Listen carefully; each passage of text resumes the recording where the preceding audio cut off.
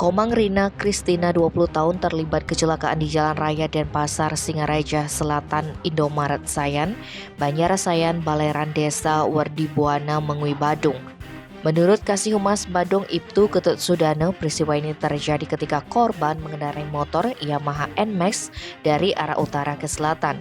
Kala itu wanita asal desa Anturan Buleleng ini sedang membuntuti sebuah ambulan. Di belakang korban diduga ada mobil berwarna putih melaju dari arah yang sama. Kemudian mobil tersebut menyalip motor Rina. Diduga sopirnya ugal-ugalan sehingga bagian belakang mobil menyenggol stang motor korban. Akibatnya wanita itu kehilangan kendali lalu terpelanting ke kanan hingga melewati as jalan. Apes dia terjatuh tepat di depan truk Hino yang dikendarai Gede Sukrate dari arah berlawanan. Rina pun ditabrak truk dan terseret ke arah utara. Akibatnya korban meninggal dunia di TKP akibat luka di kepala. Mirisnya kendaraan yang awalnya menyenggol korban hingga memicu kecelakaan langsung kabur meninggalkan lokasi.